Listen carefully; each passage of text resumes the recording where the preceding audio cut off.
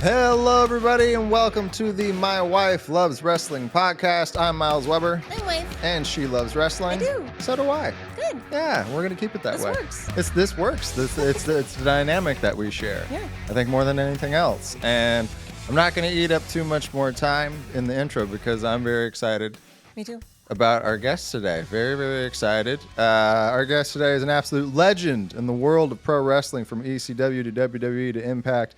He's done it all. You know him for the iconic "What Does Everybody Want" chant, unforgettable characters, and now is the owner of Ohio Valley Wrestling, or OVW. He's also the star of the Netflix docuseries Wrestlers, which gave fans a behind-the-scenes look at the passion and chaos of running a wrestling promotion. He's a wrestling mind, a mentor to the next generation, and hands down, one of the funniest people on the internet. He's what everybody knows, wants, and loves. Give it up for Al Snow, ladies and gentlemen. Yay! Al, thanks for being here. Thank you guys very much for giving me the time. I really appreciate you having me on. Absolutely. Fantastic, man. So we're obviously big wrestle heads here, but I think we always start from the same place with ourselves and guests on the show, which is, when did you fall in love with wrestling, and what did that look like when it happened? Well, we don't want to talk about what it looked like, but I was pretty young. I grew up in Ohio, and this was long before this was another era of time. Not so far back to the Stone Age where men wrestled, bears for a living, but it was back in the territorial days, and I grew up in the area where Ed Farhat, the original Sheik, owned the territory, and grew up with that influence. Fell in love with it the minute I saw it, and then I was 14 years old and proudly proclaimed to my family that I was going to be a professional wrestler. And surprisingly, each one of them on both sides of my mother and father's extended family all said, "Why do you want to do that? That's fake." And I was aghast, shocked, bemused, befuddled, confused, but sallied forth and started wrestling when I was 18 and been doing it ever since. That's amazing. I love that was just from the get what you wanted to do. So that's fantastic. And also, I resonate with a family telling them what you want to do, because I remember being young, telling my family I wanted to be a comedian, and they were just like, "What are we doing right now? Why?" So, like, for you, at what point do they start to come around? Does that happen? Like, what needed to happen where they're like, "Okay"? They needed to be able to see me on TV.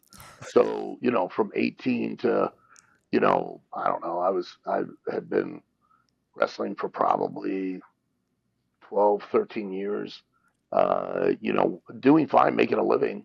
But I remember having a conversation with my mother at one point. It was like, "When are you going to stop this and get a real job?" And I'm like, "I pay my bills through this. This is a real job, I think.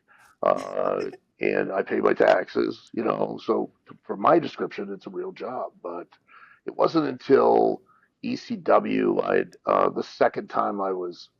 first time I was there, and they were starting to break out a little bit out of the regional area TV wise, and they were starting to go national. And a few of my family members caught me on TV, and then that kind of substantiated the belief that he's actually doing this for a living. And then once I went to WWF, well, now everybody, "Oh, that's my cousin, that's my family member now." Oh, yeah. All of a sudden, everybody's on We board. just kind of ignored them. Yeah, everybody was ready to go. And we get that because, once there's a little bit of clout out there and it's like, "Oh, yeah, we know him." Yeah. Sorry. Oh, yeah. Absolutely. Wholeheartedly. Did you sign this autograph for my friend? They're a big fan. And Yep. Like, "Oh, okay." Oh, perfect. They're like, "Can you sign this mannequin head, please? That would be fantastic." Yeah. It's just like, "Why do you have a bunch of these?" I keep them in my white van. It's totally fine. There are no windows, right? With all the candy. Exactly. So fine. Yeah, that checks. I always see the parallels between comedians and wrestlers in a lot of ways. And so that's another one where they're just like, oh, yeah, well, what are you doing right now? But I feel like I agree with you. Once you start telling the government that that's what you do, you're just like, no, I pick Yeah, people up and I slam them out on the ground. Like, and I'm like, oh, yeah, no, I tell jokes. And they're like, oh, okay, yeah, well, that's probably your job then, right? yeah. I make a living for 43 years fake fighting other men in their underwear for money. So, you know, it's been great. Living the dream, really. I'm saying. Yeah. When you got started, who did you train with? Who did you train under?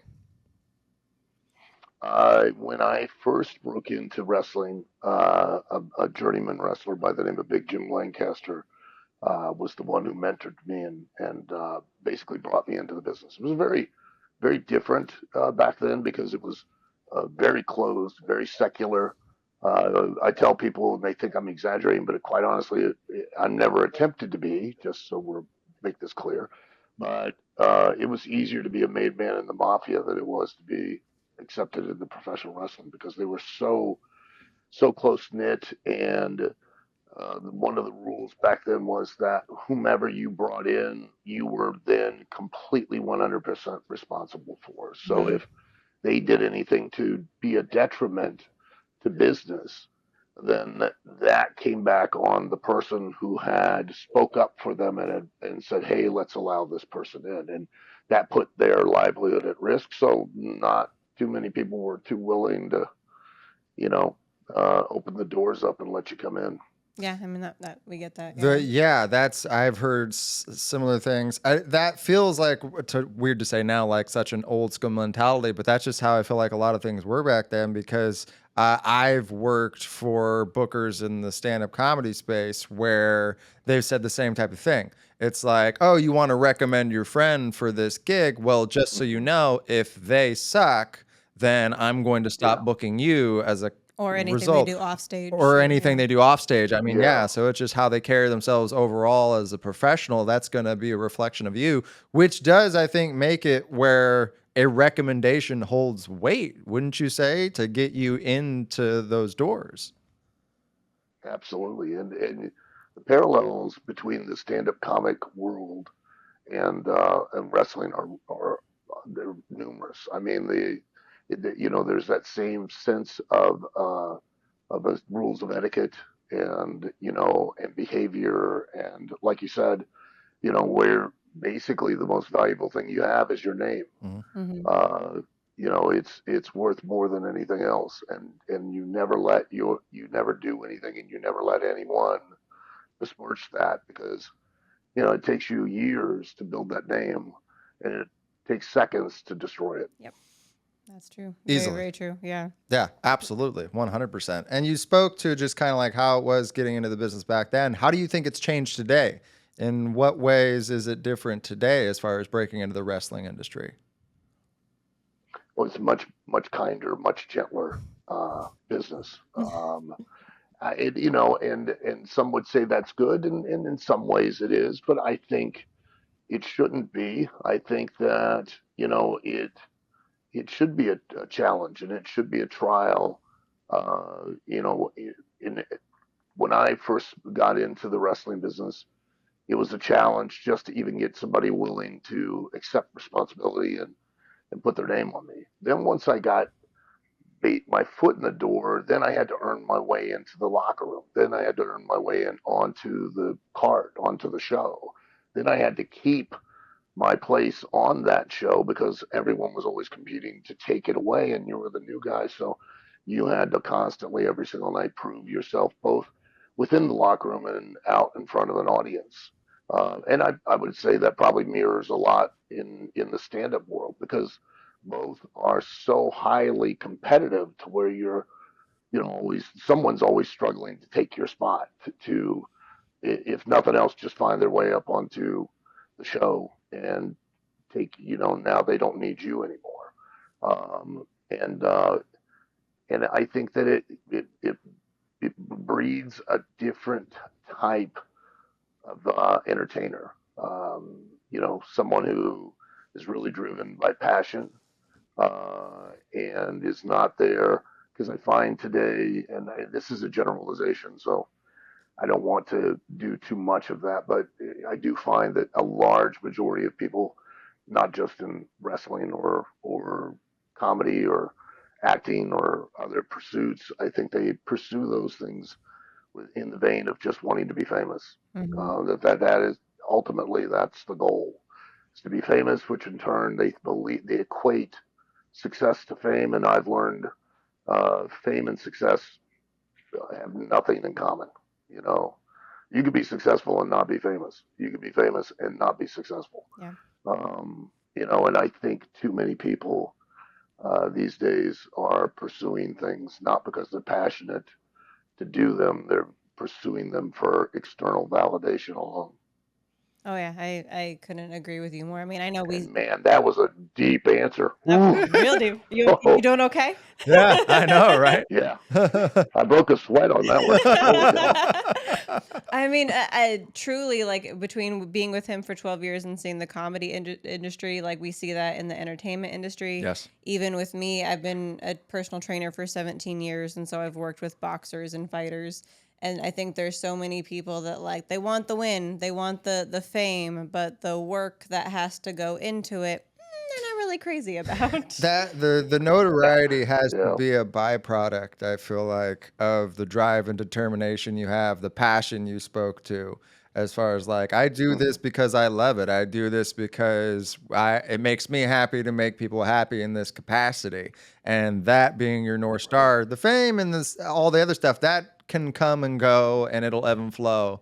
But as long as you're just going on your highest passion for what it is that you're acting upon, that's such the biggest thing. And you also spoke to another thing that I've talked about in the comedy space constantly, which is like getting your foot in the door and then climbing through the ranks, but understanding that there's always somebody on your heels who's trying to take where you're at. They're trying to take your spot. They're fighting for your spot. yeah, I equate to like with the stand-up comedy space, it's like it's you're a host or you're a feature or middle act or you're a headliner, and you work up in those ranks, and once you get the headliner, that's now your title to defend. You don't just coast. You're Hmm. gonna have no, hungry openers who are gonna be coming for you, yeah, and they're all just about, I'm gonna swing that hammer as hard as I possibly can, so that way people come up to me and go, you should have headlined after the show. right, And not shying away from those people, I think, like you said, it sharpens the tool. It challenges you to make sure that your game stays elevated and is constantly growing and evolving and changing, because you've got to be in those spaces. So I agree with you. The more competitive nature of things, I do see the benefit of it. Yeah. Absolutely. With with how things yeah. are, The pressure drives it. yeah, with how I'm things sorry. you're good. With Go how ahead. things are changing, how do you feel like that's helped you in navigating like your students with OVW? Uh, uh, Boy, I don't know. It's tough. I find myself wanting them to succeed more than I think they themselves do. Um, and I've got to mitigate my passion for wanting them to succeed and direct it in a manner that's a little more acceptable as opposed to maybe choking them until they shit their pants. So, You mean you can't do that? I mean, that's what you've been doing I with me don't for a think while, so, and it's been no. helpful. Good. Yeah, really clears out the bowels. And it's quite cathartic. But, that I think that is, again, it's you witness, and I've seen this for years with multiple people from different backgrounds, different athletic backgrounds that have come in enamored and romanticized vision of professional wrestling, and then when they discover one, wow, this does physically take a lot of work and a lot of dedication, and two, it hurts a lot. It does. Like it really sucks ass um, every day. And I see lots that come in with these ideas, and I see lots quit. And then on the conversely, I see lots that continue to pursue it, but then just never fully invest and they could do it and could be successful if they really were just to finally get 100% up off the couch and believe in themselves. Yeah. You know, And it's hard because so that gets frustrating. you can't make people believe in themselves. You Yeah. have to No, let them no, you hopefully can't. figure it out. Unfortunately, Unfortunately, right? Yeah. I mean, if you could just, it's the same with change. You can't change for people. They have to want it within themselves. And Yeah. so it is just a lot of inner work that Yeah. absolutely goes into it. But and I will say, like, people don't realize how much that shit hurts. I trained for about 2 years down in LA. I was trying to make it on Tough Enough, and so I was working towards that. So I was training for a couple years down in LA with Rick Drayson. And oh yeah, Rick, yeah, yeah, I trained with him down there, which good friend. I miss him so much. But Yeah, yeah, that shit hurts. That shit hurts, and people don't realize it when you're just watching it. yeah. I don't want to dwell on it, but I mean, I live in pain every day. If I were to, after 43 years, if I were to wake up tomorrow and not something hurt, I'd ask my wife to kick me in the jimmy so I'd feel normal for a day. Balance it Got to out. balance it out. Are you even alive at that point Yeah, if you're not in some type of Jimmy pain? I mean, to yeah. that effect, though, to speak to it, because I like asking wrestlers this question, which is, what move you think in ring was the most painful to receive, just for perspective for people? Because I feel like most people think it's going to be something with like, obviously the weapons that happen in wrestling are the obvious ones, but I mean like certain slams we've heard hurt more than other things. So, what do you think was the most painful thing to take? All of them, every one of them. They all, they're not fun. I tell people this all the time. That years ago, when wrestling was really hot, back in the late '90s and early 2000s, it motivated some. I can't remember what university did it. It was a university in Connecticut, and they had their physics department, and they did a study, and to where when you see us take a bump in the ring, that's what we call it. Take a bump.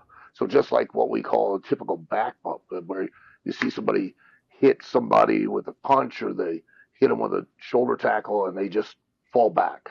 That every time you see that, the force of striking that mat, so the equivalent of about a 22 to 25-mile-per-hour car accident.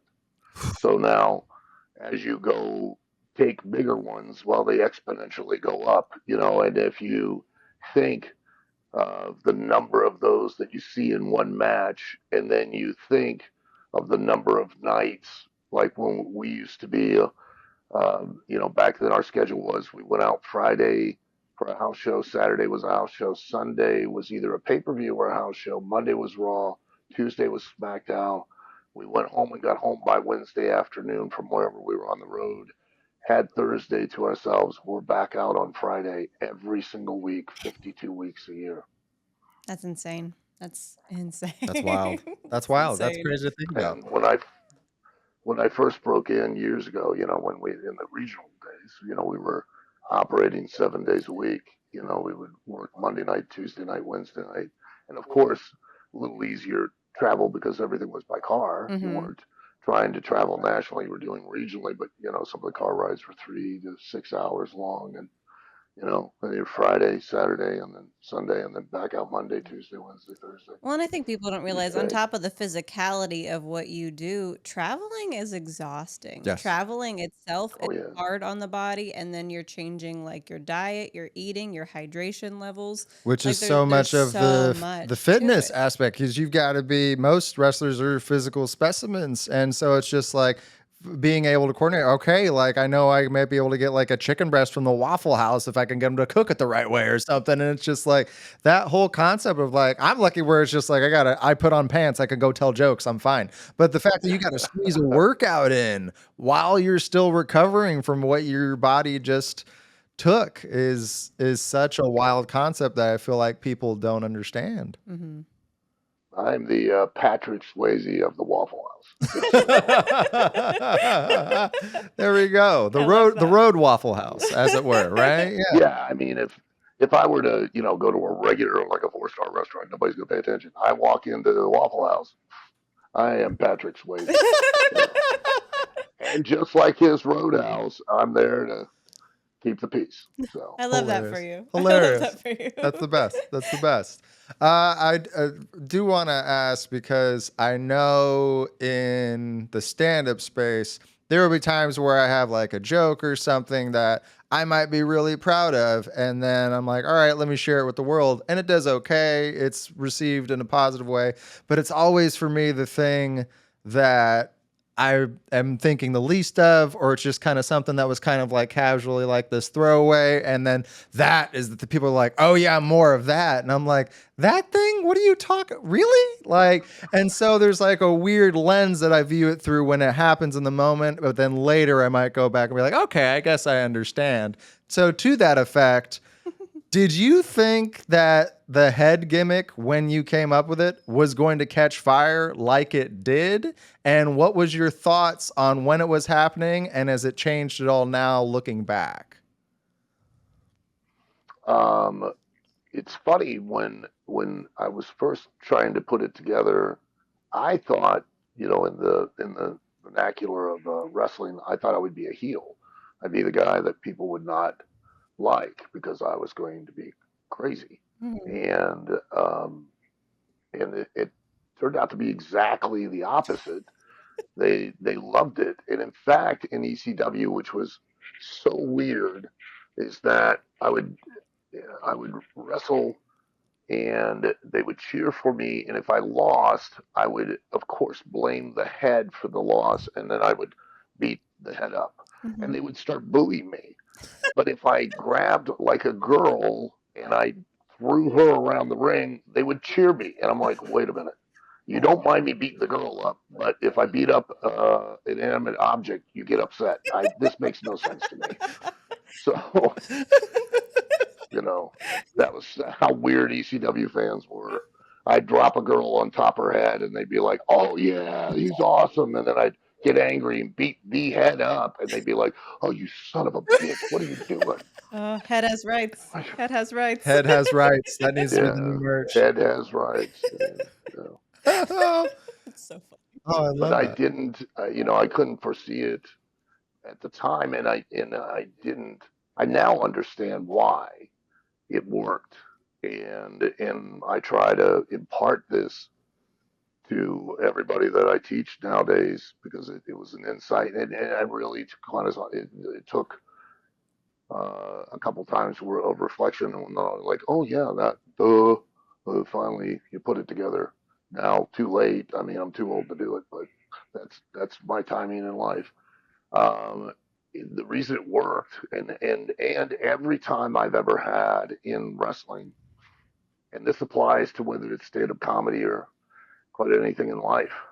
The second I had the most success in in wrestling was when people could believe in who I was. Period. And people believed genuinely that I was. If you were to ask 10 people, 9 would say, "Yeah, he's truly insane. He's completely out of his mind." And they really believed that I believed that I could hear voices from the head and would interact with it. And that's what was the thing. No matter what you do, what you pursue, if people will believe in who you are, then they will believe in anything you say, Mm-hmm. and they will believe in absolutely anything you do. Yeah. No ifs, ands, or buts. And the more that they can believe in you, the more successful you will be. Mm-hmm. Yeah. I mean, people pick up on if you don't believe in what you're doing. Like, An audience is a living, breathing organism, and they are smarter than we all give them credit for most of the time. They can smell bullshit a mile away, and so that's such the thing Easily. is you've gotta have authenticity. The more, and that's the thing because I coach comedians, and that's something I'm constantly telling them is right when you start out, you're trying to think of how do I appease to people and how do I appease to this audience, when in actuality, the more you lean into who you are fundamentally as a person, the more authentic you are, people will see themselves in that version of you 10 times out of 10 more than whatever you were trying to curate for them for their approval. So yes, I agree wholeheartedly. Being your authentic self is the way to go. what I'm curious about, especially like being in the entertainment world, with you playing that up so much in front of the camera, how does that work for toning it down when you're not on camera? Like, was it easy for you to Uh, dial it up and down?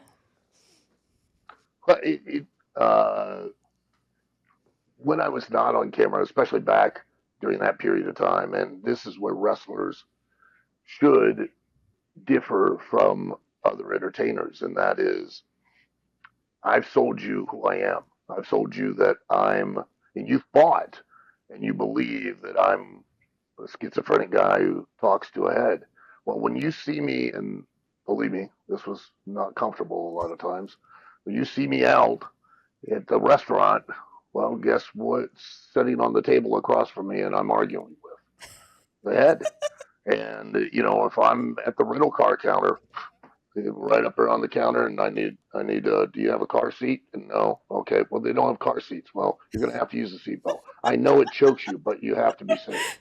Oh, you know, and I can't tell you the number of times I was kicked out of restaurants, where they're like, "Hey, sir, you're making the other customers uncomfortable," and I'm like, "Well, they're making us uncomfortable, so who's going to win here?" And they're like, "We're going to call the cops," and I'm like, "Well, okay," oh. and I would buy dinner for both myself and the head, and then of course I'd take it back to the room and eat it later because they're watching the figure. But um, you know, the reason I did that was because if you and you guys are out at dinner and you see me, and then a week or 2 weeks later, you're flipping through the channels, and here I come walking out on Raw, and you yell in the kitchen, "Hey, come out here, honey! There's that lunatic we saw at the restaurant." Now you 100% believe in me, and you believe in anything I do. And let's face it, the stuff I did on TV where I wrestled myself, I wrestled midgets, I wrestled the head. I had a deer head that I talked to, and then had a eulogy, a 12-minute eulogy for a deer head on national TV, and no one turned the channel. So, I got away with a lot of Oh. ridiculousness. I You don't know, know that I've I was ever. I was one of the hosts for Godfather at one point, and everybody's like, "Yeah, that makes sense." I forgot about that. Dare I say the best hoe? I don't think I've I ever. really feel like I'm a high quality prostitute. Oh The So, yeah, high end as you one, should. like for athletes or yeah, congressmen, Yeah. I'm a yeah, I'm a call girl. So, I've never spoken to anybody more dedicated to anything. That is fantastic. dedicated to the craft. Yeah, Yeah. yeah, that's special. I mean, like in a lot of ways, but so amazing.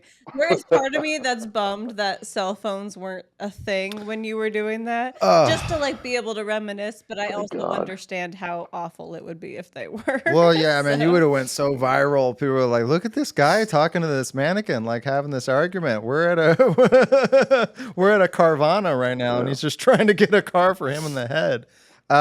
You did talk about like some of the wild storylines you were a part of. On behalf of our friend, she did want us to mention and thank you for traumatizing her as a child with the Pepper storyline with Big Boss Man. with Oh, Big Boss Man. That was she's like, "Oh, you're talking to you're Alcel? welcome. Thank him for that. I really Yeah. appreciate." Whose idea was that, and how did that even come to fruition? And what was it like working with Big Boss Man on that idea? Because I've heard that behind the scenes he was a very nice, cooperative guy to work with. Oh. Like, what was that whole storyline like from start to finish? Here are some of the highlights. Uh, Let's go. First off, to answer your question, Vince Russo had seen Son of Sam, and in the movie, apparently the killer believed a chihuahua was talking to him. And so he came and pitched me the idea. And I was like, okay, I'll do it. I mean, what do I got to lose? I mean, that was the one thing about being crazy, is I could do anything. I could get away with anything. Yeah. And that was a big help. And it made me creatively pretty open to direction. So he had laid out even the kennel from hell thing, and I went, okay, so please tell me you're going to get highly trained animals. I said, because Vince, even people who work in porn know kids and animals will upstage you every time. So, and he's like, oh yeah, yeah. we're going to get highly trained at, which they didn't. They just went to a veterinarian clinic in Detroit the first night and got a list of owners who had Chihuahua puppies, and ta-da, I had Pepper, and that was it. And that poor dog was traumatized from all the pyro going off, and it was always shaking. It was starting to lose its hair. Boss man would come out with his nightstick, knowing as I was holding the dog in my arm, he would hit the step, the metal step with his baton, and the dog would pee down my arm every time. And I'm like, quit doing that, man. Just stop. And he just giggle, you know. But, Man. uh, but it it gave me the ability to pull off the best uh, rib on Val Venus. I don't think anybody's ever outdone it since. When because this is all just so you guys know, this was a takes a little darker turn. The Pepper angle was based on a true story of a wrestler by the name of Mr. Fuji, who had a neighbor, a small dog that barked all the time, and Fuji hated the dog. And at one point, the dog went missing, and the neighbor was distraught. And Fuji invited him over for dinner and fed him the dog. So that's where the Man. gimmick came from. And I remember while we were doing the story on TV after Boss Man had kidnapped Pepper, um, Vince Russo came to me one night and was like, "Hey, I need you to do one of the missing posters for the dog." I'm like, "Okay." So I go to the office and I make up a poster, and Blue Meanie's with me, and he goes, "You need a phone number." I go, "Well, I ain't putting mine on there." He goes, "Well, don't put mine." I go, "Christian Cage is standing there with us." And we look down the hallway, and Val's just coming out of one of the other dressing rooms, Val Venus. And he goes, "Put Val's on." I go, "Okay." And it's funny because Val will tell you the story. He looked down and saw the two of us laughing. And he's like, "What's going on?" And we were like, "Oh, nothing," like a couple schoolgirls, and ran into the locker room. So they film a promo of me with the poster, uh, pleading for my dog. So it airs on Sunday Night Heat and we're in Philadelphia at the Spectrum, and they have TVs in the locker room. And Val Venus and I are in the same locker room, and I it, know. it comes up on the show, that segment. And I'm like, oh crap. So I go hide outside the door, and it airs, and I hear his phone ring, and I hear him go, I'm standing with my ear by the door, and I hear him go, hello. And he goes, oh, you got the wrong number. Yeah, you want my mom, which apparently his mother bred dogs. Oh. So somebody had seen the phone number on TV and called his phone, and he thought, it's just the wrong number. And I was like, thank God. Then the next night we go to Boston, Massachusetts, and we're live on Raw. And Vince Russo goes, hey, can you do that poster again? I go, what? He goes, yeah, can you do the poster again? You bet I can. And I put Val's number on there again. And Bubba Dean, the camera guy, is like, we're about to go. I'm going to go live on Raw for 2 minutes, 2 minutes, and and I'm like, Bubba, I'm going to hold this poster up, and every time I point at this number, you zoom right in. Just focus on the number. And he's like, whose number is that? I go, do you care? He goes, no. And I go, oh, great. So 2 minutes of me going, hey, and if you see my dog, call me, call me, call me. 2 minutes. About 2:30 in the morning, I'm getting something to eat at some diner or whatever in Massachusetts, and ring, and it's Val, and he's like, "You son of a bitch!" And he was getting thousands of phone calls. It was ringing nonstop all night. It filled up his voicemail, and we still had national pagers back then. It went from his phone to his pager, and he had to change his number the next day. It was Oh. it was awesome. So, and Val was a great sport about it. So Oh you man. know, Fine, I'll change my number. I yeah. guess. Oh my Oh God. my god, that's amazing. Iconic.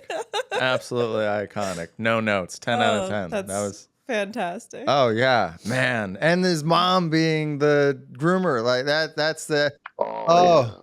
That's so perfect. Yeah, the Like, perfect odds. oh yeah, she's probably like, oh, I'm gonna get all this business. Why are people calling you so much? And she's like, damn it. But I will say, because we have a pug chihuahua mix, Yeah. and you can't train chihuahuas to do shit. No. Oh And they're just afraid of everything. Yeah, Everything's a all the threat. time. Everything is a threat. So yeah, I get yeah. that. Absolutely. Oh, Now to branch, like I feel like this is a good segue into like your humor, because I mean, it wasn't too long ago that my wife started pinging me. She's like, "Are you following Al Snow online?" And I'm just like, I mean, on some things, but I feel like not the right things. What you were talking to me about. She's just like, his posts on Facebook are next level hilarious, and I'm like, really? And so I'm going. I'm like, oh, these are brilliant. I love these. Oh God. I mean, it seems like you spend a lot of time at the zoo, which I love for you. Yeah, yeah. So, um, We do have a great zoo here in Louisville, but there you go. See, fantastic. And you've been kicked out of it enough times. I think that that's probably yeah, resume. SeaWorld too. Yeah, SeaWorld too. Yeah, it's rough. Have you always been funny, or was that something that happened to you at a certain point in life? I don't know if I'm funny. I think I find basically there's nothing I don't find funny. And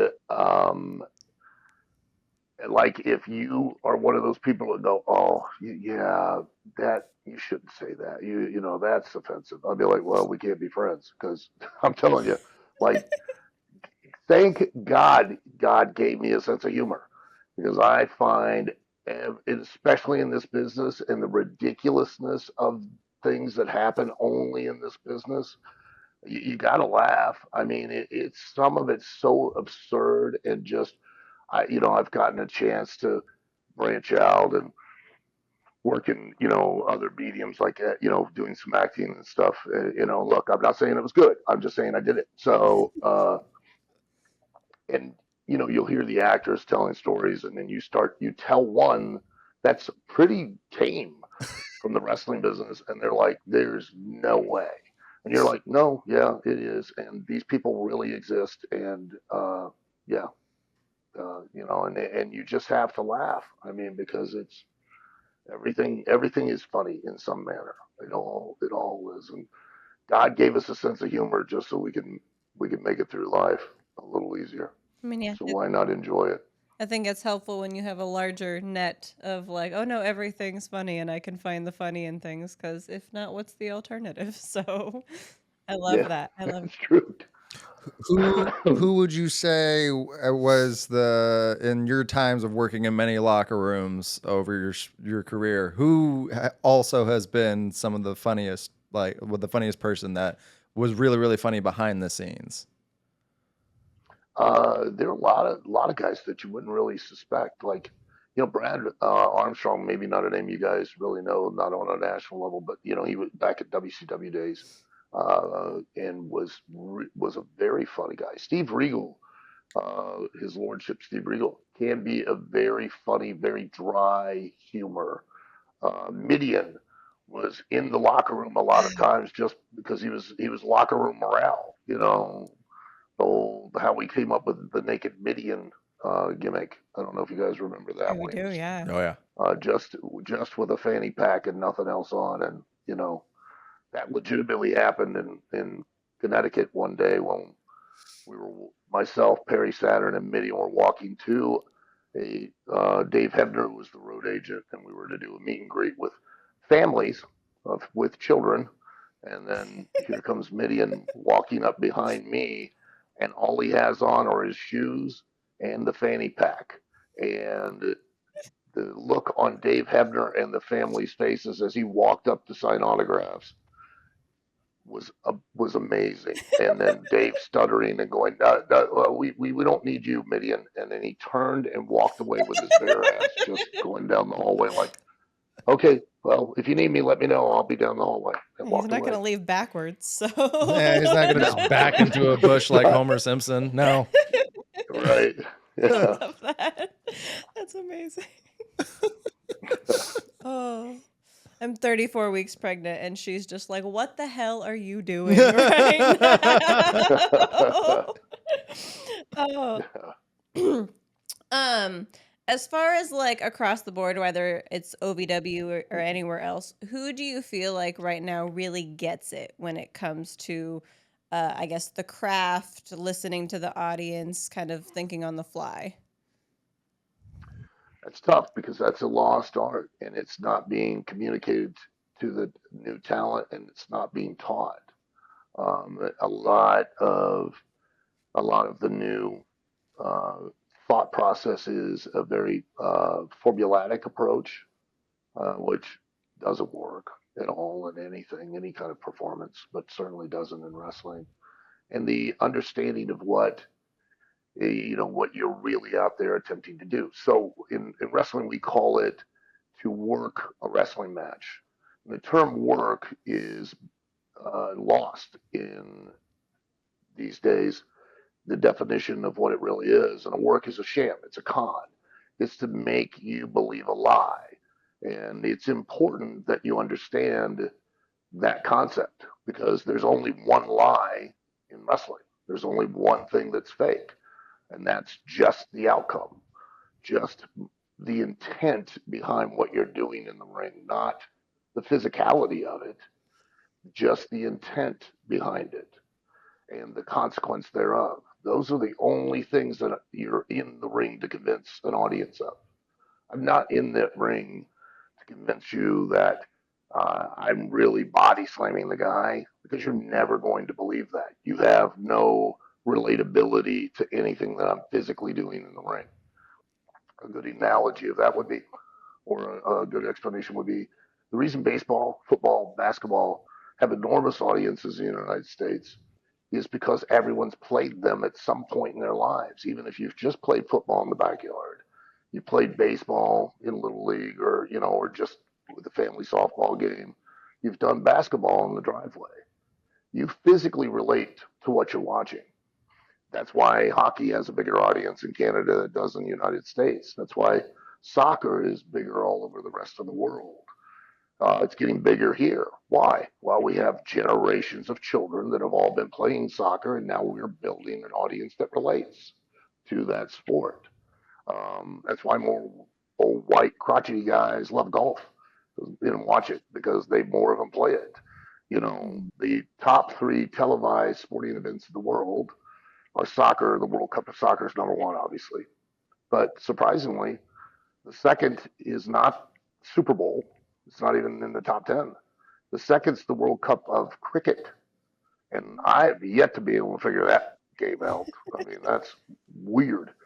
And the World Cup of Rugby is the third. Why? Because there are more people around the rest of the planet to watch those things. So, you're not going to physically relate to but maybe seven things that I do in the ring.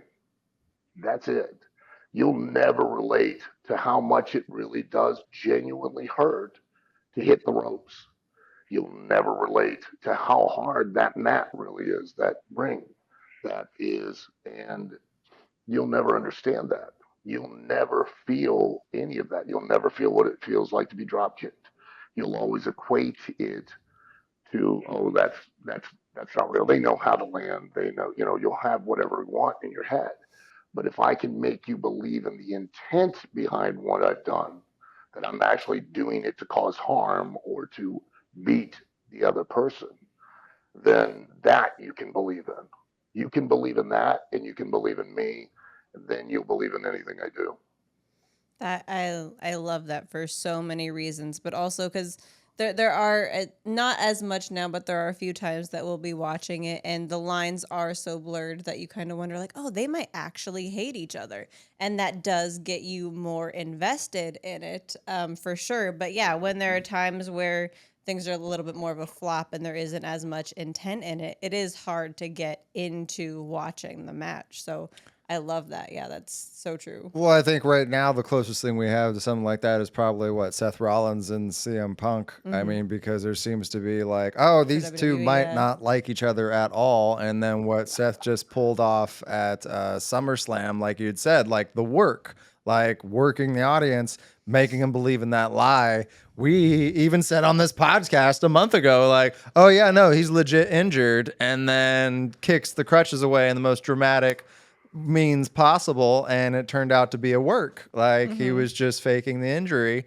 to cash in. And so I think, like, yeah, we're talking about like, man, when was the last time we've seen something that was like this intricate of a Mm-hmm. work where there's this much kayfabe that's being honored? And yeah, it's really hard. We'd have to go back to like a couple of decades at least with Mm-hmm. wrestling to be able to get to a point where, like you said, it is really a lost art form.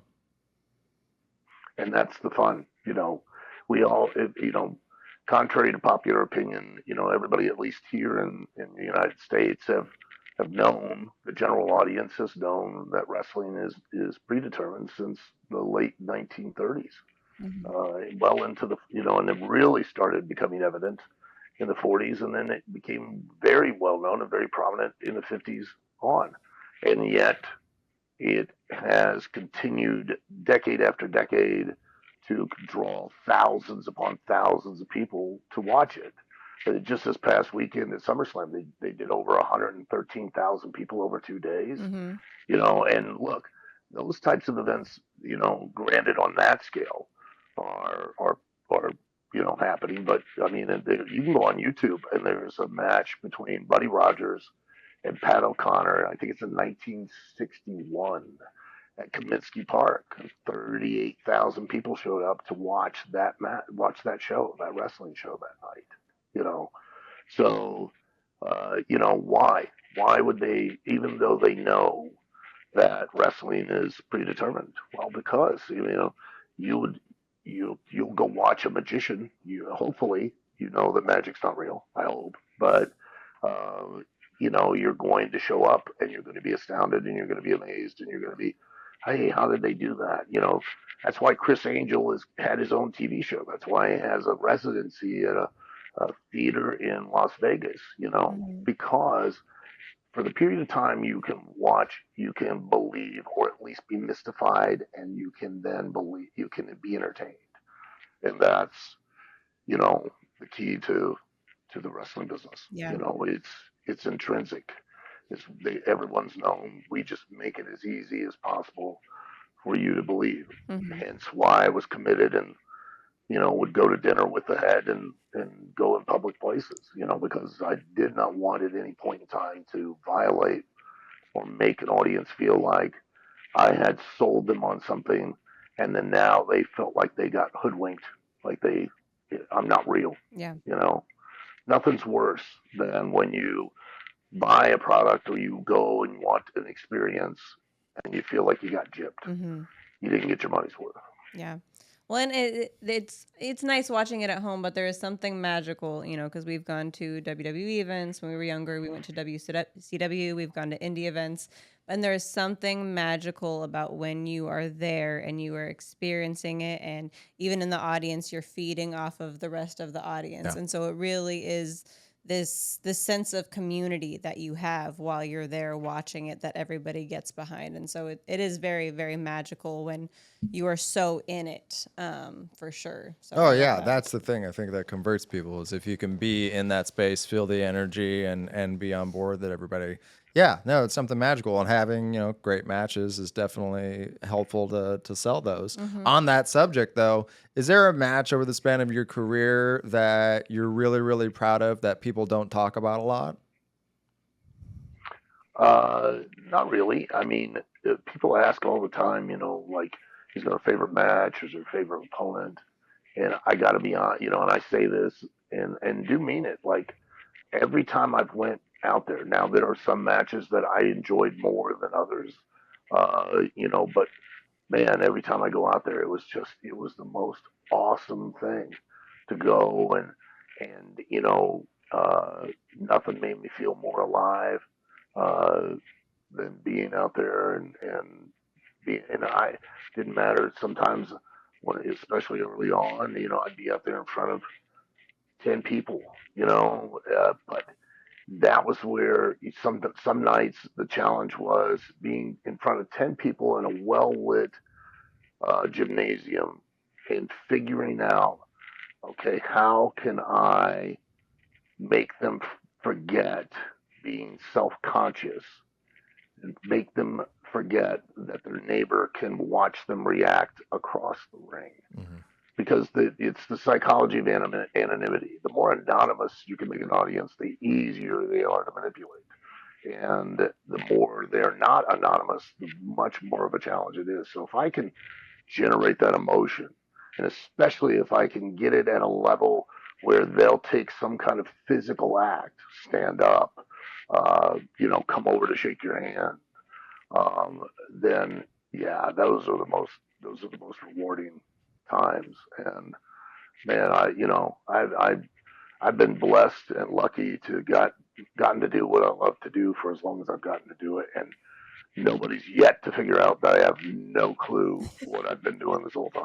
So I mean, we buy it. So We're plain and seeker. We're Yeah. we're selling what you're. But I mean, also to what you were saying earlier, I don't want to know how magic tricks are done. I want to Oh, yeah. be fooled. I love watching magic. Don't show me a behind the scenes Yeah. thing. I want to be all Yeah. in. So yeah. And I like seeing how the sausage is made. I have friends that are magicians where I'm just like, how you do that? And I'm like, oh wow, okay, fair enough, right on. I enjoy, but I keep it from you for your own sake. Lastly, if you could imagine like when you've envisioned your absolute prime was for your character, whenever that was in your career, is there a type of fantasy booking that you would do for your character? And what would that look like? Would that be winning the biggest title, one of the middle titles? Like, what does a fantasy booking look like for a character that you played in your prime? Well, I obviously would have wanted to be the world champion. I mean, everybody does. hmm Yeah. And I think, this is an opinion that's been voiced to me, not me voicing it, but I really think that for business, that Paul Heyman missed the boat, not giving me the world title that night in Georgia Mm. at the pay per view with Shane. I was, obviously I was, the works were already in place for me to go back to WWF at some point. But it wouldn't have hurt to have put it on me. And then literally 2 weeks later, a week later, 2 week, whatever, Taz, take it off, and be the world champion. Um, that was, I think, a missed opportunity for me, and I should have probably been a little more vocal and not just went along. That's something also I've learned is that what uh, you've got to be more responsible for your own career, not um, you know being reliant on the kindness of others. They're not going to watch out for you like you should watch out for yourself, and there's nothing wrong with it, and I probably should have been a little more of an asshole during my career. Not so easy going, and because you know as well as I mean, in entertainment, the squeaky wheel gets the grease, and hmm people that behind the scenes that walk around and act like they're stars are the ones that a lot of times are given those opportunities to be a star. Uh, you know, and so you got to sometimes work the gimmick backstage as much as you have to in front of the camera. Um, you know, and that would have been probably it. You know, I think that was the key moment in where I was at a peak physical level, but was really really at a point with the audience where they wanted that to happen. hmm And I think that if they had been given it, it really would have benefited ECW as a whole. And that may sound very egotistical to say, but I'm just from a business standpoint, and having years of experience behind the scenes now, looking at it from a strictly business and booking standpoint, it would have made the right call. Yeah. I agree. Yeah. Well, I mean, and I think we're seeing that with, with Karrion Kross and WWE of like people keep wanting this thing and And just keeps It's not not really happening. happening. And Yeah. so, yeah, I think there are times like you're saying where when the audience is so behind you and that character and wanting to see you win, and it does kind of feel like a little bit of a letdown when it doesn't happen, that like, yeah, even from a business standpoint, it makes sense. Like you said, a week or two, no big deal. Like just give them the thing. So yeah, for sure. Absolutely. Yeah. If they were to give Karrion Cross right now, not a world title, but if they were to give him, a direct a bump up, not only if they 2 weeks later used it to elevate someone else, he would still retain that bump Mm-hmm. going forward and could then parlay that into something bigger and better down the road.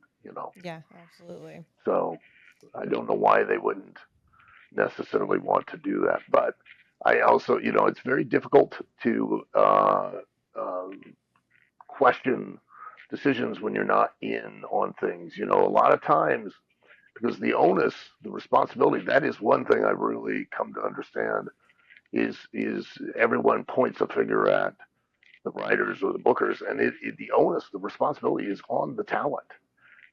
They when they walk through that curtain, they have to they gotta be the thing, no matter what that thing is. And one of the things like that a lot of guys don't understand is, hey, if you want to be the heavyweight champion, well, you've got to start walking, acting, and even wrestling like you already are 6 months before the guy in the back even has an idea to start putting you in that spot.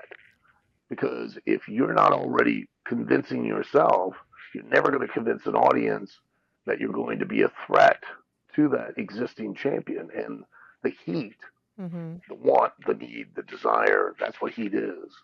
Of that match, the gimmick of that match is of a title match is always on the potentiality of that title changing hands and nothing else.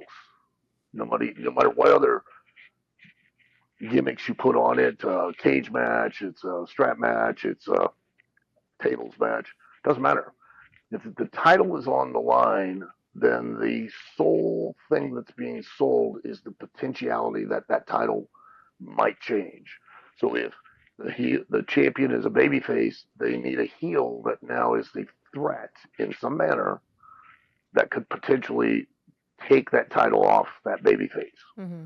and either through physicality or by hook or by crook. If it's the heel's the champion, well, now that babyface has to be the threat that somehow is going to outsmart or out wrestle or just out heart the heel and take that title off. That's the heat. That's the interest. That's what motivates someone to buy a ticket to watch it. Yeah.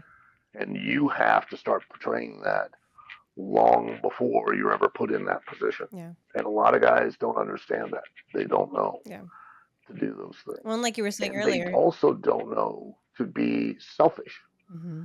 to know when matches aren't just to have a good match, that are not out there to have a lot of these guys, these young talent, do a lot of 50-50 wrestling. And 50-50 wrestling does not sell at all in no manner whatsoever. At the very least, it should be 60-40. In cases where it's a match for a particular talent, it should be 70-30, 80-20, 90-10. But they are all conditioned that it needs to be 50-50, 55-45. But that's not enough. You have to paint, definitive ideas and educate, because everything you do in there is to make and educate an audience to believe or disbelieve whatever you want, like or dislike whatever you want, and see a talent in a particular status, however you want. And you can create that, but the talent are the ones that drive the bus with that, not the writers, Yeah. not the booker. Yeah. I love that. And like we were saying earlier, you have to believe it. You have to buy into it. And so if you're looking at two people wrestle, you have to be able to see it go either way because you are so bought into the heel, the face, whatever it may be. So, yeah. You can't expect an audience to believe in something that you don't. Mm-hmm. So yeah, like the Mm-hmm. proof is in the True. pudding, 100%. Yeah. Well, Al, we really appreciate you taking the time to stop by and talk to us today. Yeah, this has been amazing. We could do this for hours. I know, right? We 'cause could do has this for been so hours, great. man. This has been absolutely fantastic. Do you want to let people know where they can follow you online so they could do so? Sure, yeah. You social media. You can follow me at the real Al Snow.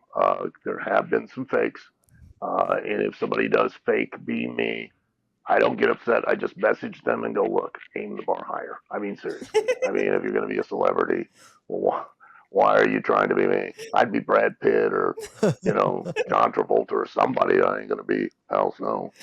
So, you know, but Facebook, Twitter, Instagram, TikTok, I put up silly jokes. Yep. Not all of them are mine. Sometimes I find some. Some people send them to me. Sometimes it's just my experiences with my wife who wants to kill me several times a day. Um, so, like, the neighbor came over the other day and I was like, knocked on the door. I was like, I'm sorry, I can't understand your accent. And Jessica was like, he's deaf. So I went, I'm sorry, I can't understand your accent. I love it. I love it. Yeah, I mean, truly, like, I feel like you typically like at least one joke a day, but there are times where you give us gold and we get two or Sometimes, three yeah. a day, and it's fantastic to pull up Facebook and be like, oh, this is great. I'm just gonna close it because nothing's gonna beat this. It's a welcome breakup in the chaos of the world. Is Yes. just that random little joke from you, and just like, that's perfect. Okay, Yep. this is a good time for me to eject now. I'm Yep. going out on a high note. So, Well, good. I just feel like everyone else on social media puts so much negative stuff up, and yeah. I just thought, well, why not put funny stuff up? Just nonsense and ridiculousness. We're here for So, it. The world needs more nonsense and good. ridiculousness. So, yes, make Absolutely. sure that you all like, subscribe, and share. Sound off in the comments what you thought of the episode. This has been the My Wife Loves Wrestling podcast. I'm Myles Weber, I'm Life. and we will see y'all next time.